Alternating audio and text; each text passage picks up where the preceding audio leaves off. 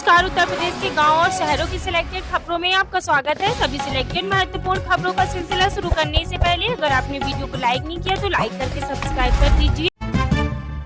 CM योगी ने की तिरंगा यात्रा की शुरुआत, दोनों डिप्टी सीएम के साथ ली सेल्फी।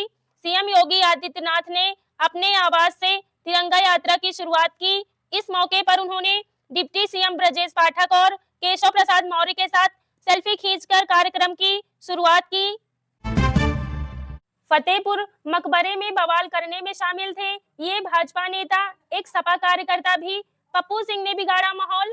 फतेहपुर मकबरे में बवाल करने वाले आरोपियों की गिरफ्तारी के लिए एसओजी और इंटेलिजेंस की टीम लगी है। पुलिस का दावा है कि आरोपियों के मोबाइल बंद हो चुके हैं। स्वतंत्रता दिवस के अवसर पर राजधानी लखनऊ के 13 मल्टीप्लेक्स में फिल्म स्काई फोर्स फ्री में दिखाई जाएगी। डीएम विशाख जी ने बताया कि यह सुविधा पहले आओ पहले पाओ के आधार पर मिलेगी। लखनऊ के एक होटल में जुटे भाजपा के 40 क्षत्रिय विधायक, गरमाई सियासत सपा के कुछ बागी विधायक भी मौजूद। लखनऊ के एक होटल में 4 क्षत्रिय विधायकों के मिलने से राजनीति गरमाई है। चर्चा है कि इस बैठक में सपा के बागी विधायक भी शामिल हुए। शिवपाल बोले 2047 का सपना ना दिखाएं, 2025 की सच्चाई का सामना करे सरकार। यूपी विधानमंडल में प्रदेश के विकास के लिए विजन डॉक्यूमेंट 2047 पर चर्चा शुरू हो गई है। यह चर्चा आज 14 अगस्त को 11 बजे तक लगातार चलेगी।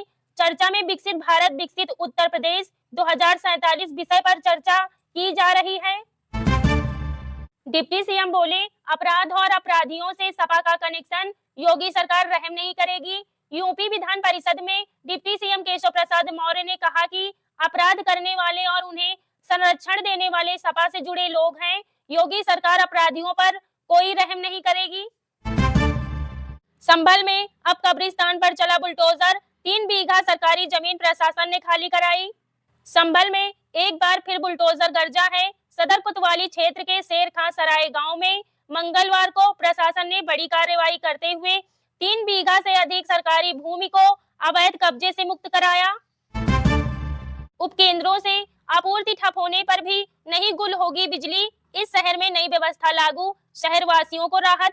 बरेली में विद्युत निगम ने नई व्यवस्था बनाई है जिससे शहर वासियों को बिजली संकट से परेशान नहीं होना पड़ेगा। शहर के 20 बिजली उपकेंद्रों को आपस में जोड़ दिया गया है। अगर किसी एक उपकेंद्र में आपूर्ति बाधित होती है तो दूसरे से आपूर्ति शुरू कर दी जाएगी। यूपी में बर्ड फ्लू पर अलर्ट जारी, सीएम योगी बोले चिड़ियाघरों और पोल्ट्री फार्मों की निगरानी बढ़ाएं। उत्तर प्रदेश में बर्ड फ्लू पर अलर्ट जारी किया गया है। सीएम योगी ने इसको लेकर अधिकारियों को निर्देश दिए हैं। उन्होंने कहा कि सभी चिड़ियाघरों और पोल्ट्री फार्मों की निगरानी बढ़ाएं।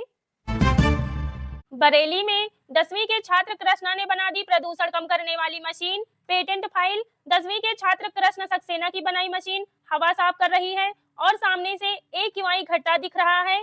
4 सदस्यों की उच्च स्तरीय परीक्षण समिति ने फील्ड परीक्षण के बाद मॉडल पर मुहर लगाई। टॉयलेट के बहाने थाने से भागा अपहरण का आरोपी, पुलिस ने पीछा कर पकड़ा।